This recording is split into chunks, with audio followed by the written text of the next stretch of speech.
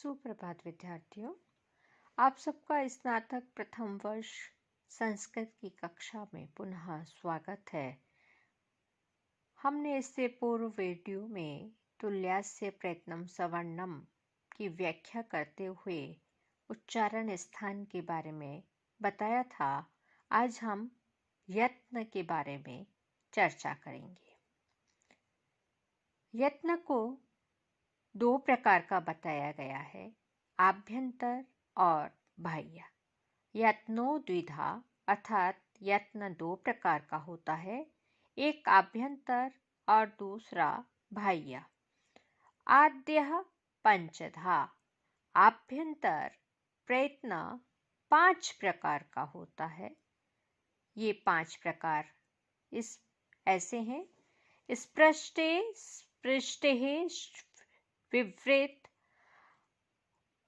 माफ कीजिएगा, स्पृष्टे ईषत् स्पृष्टे ईषत् विवृत विवृत संवृत भेदात। अर्थात आभ्यंतर प्रयत्न के 5 प्रकार इस प्रकार से हैं: स्पृष्ट, ईषत् स्पृष्ट, ईषत् विवृत, विवृत और संवृत।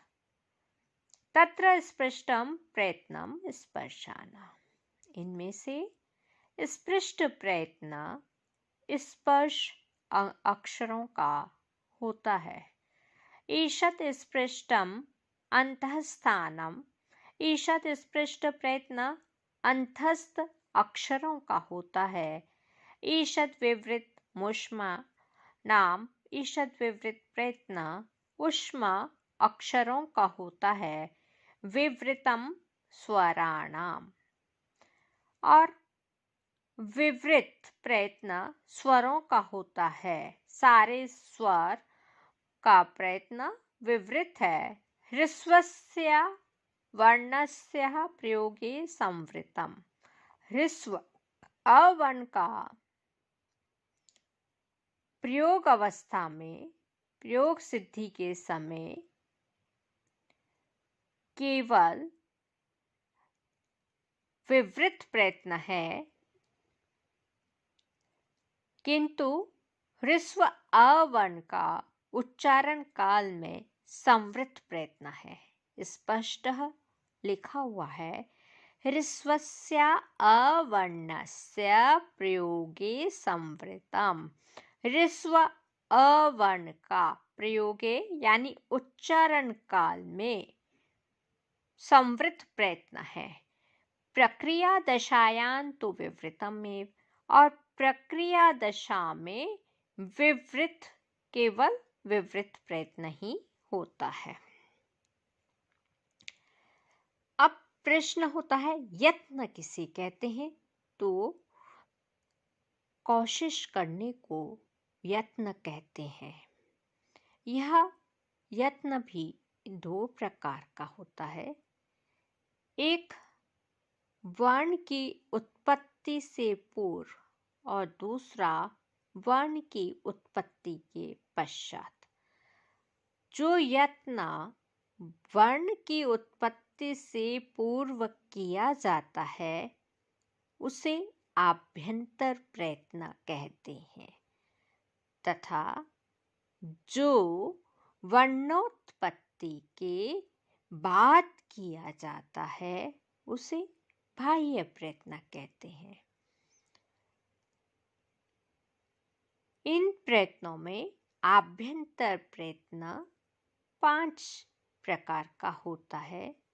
पहला स्पृष्ट, दूसरा ईषत् स्पृष्ट, तीसरा ईषत् विवृत, चौथा विवृत, पांचवा संवृत। वर्णों की उत्पत्ति के समय में जिह्वा के अग्र, आगे का जो भाग होता है, उपाग्र यानी उसके समीप का भाग, मध्य तथा मूल भागों का उपयोग होता है। जिह्वा का स्थान को छूना, उच्चारण स्थान को छूना स्पृष्ट कहलाता है। और थोड़ा सा ही जब जिह्वा उच्चारण स्थान को स्पर्श करती है तो उसे ईषत् स्पृष्ट कहती है।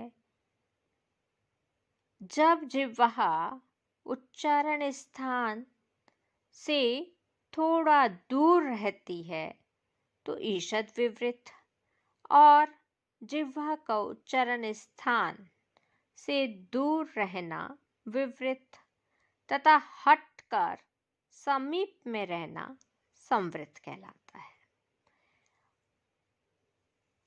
अब स्पर्श जो वर्ण कहलाते हैं, क से लेकर म पर्यंत जितने भी वर्ण हैं उनका स्पृष्ट प्रयत्न होता है। क से लेकर म पर्यंत 25 वर्ण आते हैं। वो इस प्रकार से है: क, ख, ग, घ, ङ, च, छ, ज, झ, ञ,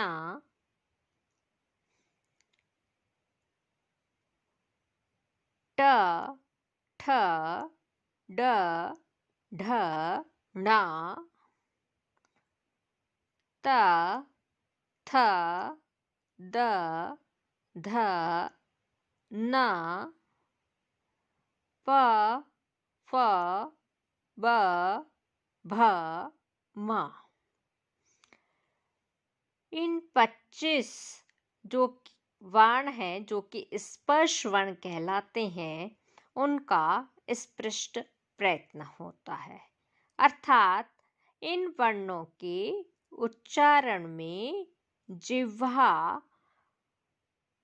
को स्थान के साथ स्पर्श रूप यत्न करना पड़ता है। अंतस्थ अर्थात य, व, र, ल वर्णों का इस ईषत् स्पृष्ट प्रयत्न है।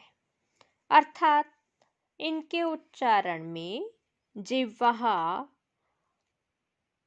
ओष्ठभी को स्थान के साथ थोड़ा स्पर्श रूप यत्न करना पड़ता है। ऊष्म अर्थात श, श, स, ह वर्णों का ईषत् विवृत प्रयत्न है। अर्थात इनके उच्चारण में जिह्वा से थोड़ी दूर रहती है और स्वरों का विवृत प्रयत्न होता है। अर्थात इनके उच्चारण में जिह्वा ऊ के उच्चारण में ओष्ठ को स्थान से दूर रहती है।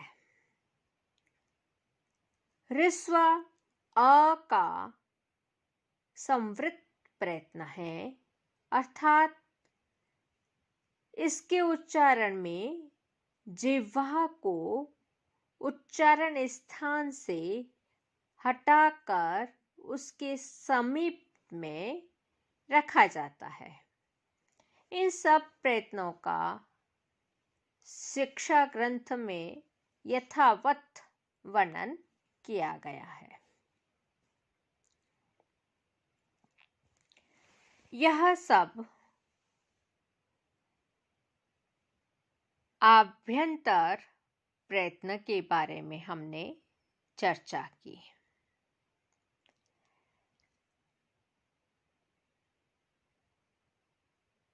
एक बात विशेष ध्यान देने योग्य है, ह्रस्व अकार दीर्घ आकार का सवर्णी नहीं हो सकता, क्योंकि ह्रस्व आकार का संवृत्त और दीर्घ आकार का विवृत प्रयत्न होता है। सावण्य न होने से अकः सवर्णे दीर्घ के द्वारा अ धन आ का सवर्ण दीर्घ नहीं हो सकेगा। इस दोष की निवृत्ति के लिए महामुनि पाणिनि ने इस शास्त्र में प्रक्रिया अवस्था में ह्रस्व आकार को विवृत माना है। इससे दोनों की सवर्ण संज्ञा हो जाने से कोई दोष नहीं आता। अब हम बाह्य प्रयत्न के बारे में चर्चा करते हैं। बाह्य यत्न 11 प्रकार का होता है, जैसा कि लिखा गया है, बाह्य यत्नस्त्वेकादशधा। बाह्य यत्न 11 प्रकार का है। विवारः, संवारः, श्वासो, नादो अघोषो, घोषो अल्पप्राणो, महाप्राण, उदात्तो अनुदात्तः, स्वरितश्चेति। अर्थात ये 11 प्रकार इस प्रकार से हैं। पहला विवार, दूसरा संवार, तीसरा श्वास, चौथा नाद, पांचवा अघोष, छठा घोष, सातवां अल्पप्राण, आठवां महाप्राण, नौवां उदात्त, 10वां अनुदात्त, 11वां स्वरित। खरो विवारः श्वासा अघोषाश्च। खर प्रत्याहार के अंतर्गत वर्ण विवार, श्वास तथा अघोष यत्न वाले होते हैं। हषः संवारः नादाघोषाश्च। हष प्रत्याहार के अंतर्गत वर्ण संवार, नाद तथा घोष यत्न वाले होते हैं। वर्गों के प्रथम, तृतीय, पंचम और यण अल्प प्राण यत्न वाले होते हैं। वर्गों के द्वितीय, चतुर्थ और शल महाप्राण यत्न वाले होते हैं।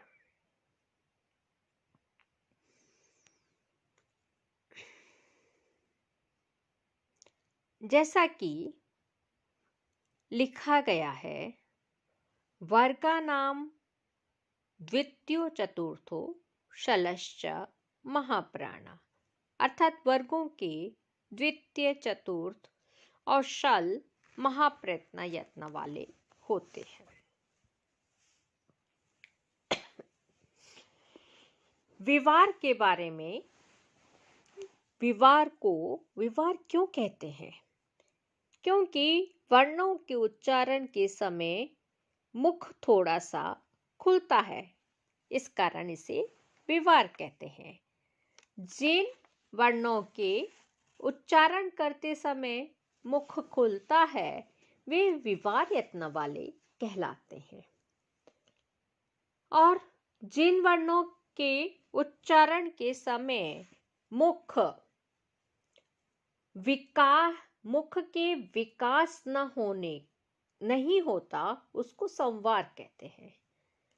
वर्ण का उच्चारण करते समय श्वास चलती है, उनको श्वास यत्न कहते हैं।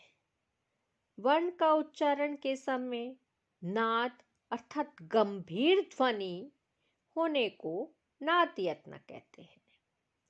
वर्ण के उच्चारण के समय घोष अर्थात गूंज का होना घोष तथा गूंज का नहीं उठना अघोष यत्न कहलाता है।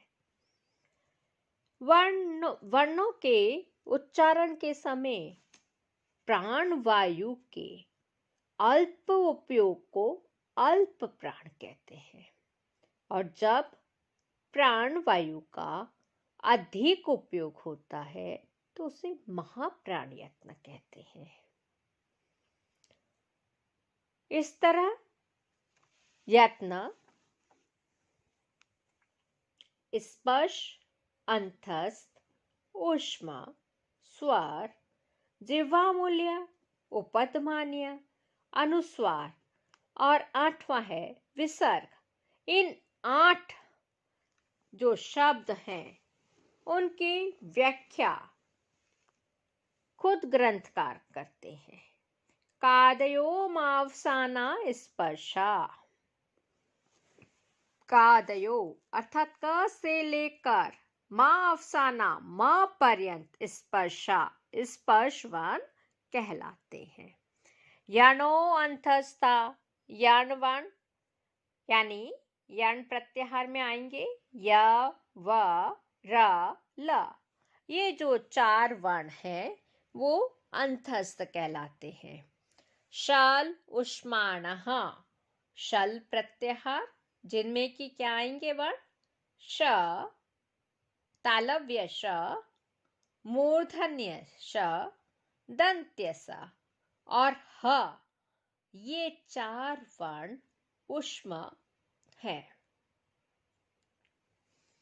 अचः स्वरा अच प्रत्याहार में सारे स्वर होते हैं।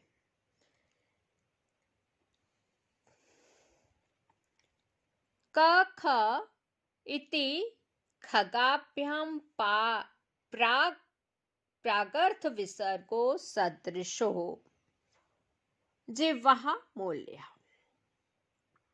अर्थात क या फिर ख वर्ण से पूर्व तथा अच से परे आधे विसर्ग के तुल्य जिह्वा मूल्य कहलाते हैं। फिर है प फ इति पफाभ्यां प्रागर्थ विसर्ग सदृशः उपधमानीय अर्थात प या फ वर्ण से पूर्व या अच से परे आधे विसर्ग के तुल्य उपधमान्य होता है। अंग अह इत्यचः परानुस्वार विसर्गौ। अंग अह यहाँ पर अकार स्वर से परे क्रमशः अनुस्वार और विसर्ग है। अंग ये जो अ के ऊपर बिंदी लगती है वह तो है अनुस्वार और अ के आगे 2 बिंदियां लगती हैं उसे कहते हैं विसर्ग।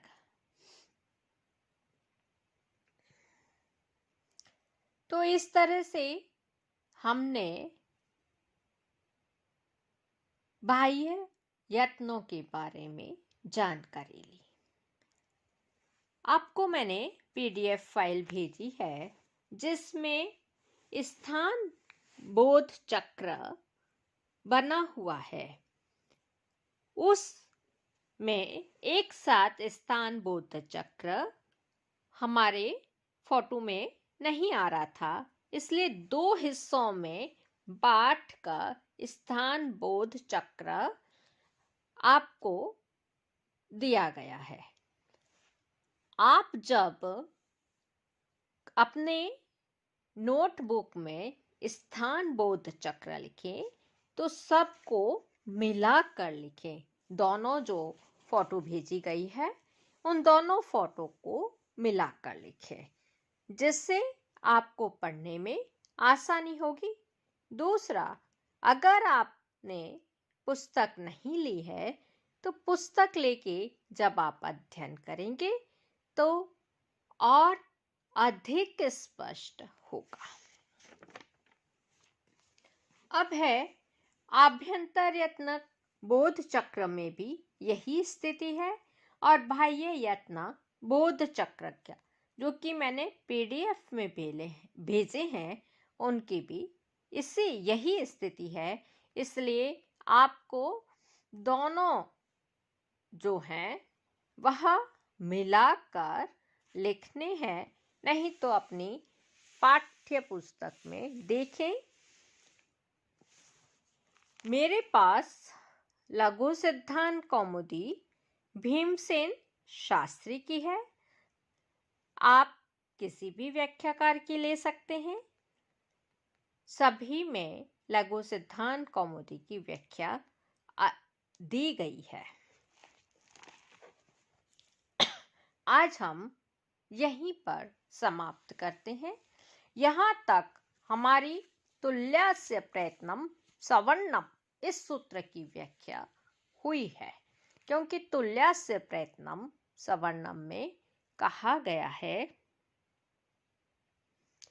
जिन वर्णों का उच्चारण स्थान और आभ्यंतर प्रयत्न समान होता है उनकी परस्पर सवर्ण संज्ञा होती है। इसलिए जब तक हम उच्चारण स्थान और यत्नों के बारे में चर्चा नहीं करते तब तक तुल्यस्य प्रयत्नम सवर्णम की व्याख्या पूर्ण नहीं होती। सर्वे भवन्तु सुखिनः, सर्वे सन्तु निरामया, सर्वे भद्राणि पश्यन्तु, मा कश्चित् दुःखभाग् भवेत्। ॐ शान्तिः शान्तिः शान्तिः। धन्यवाद।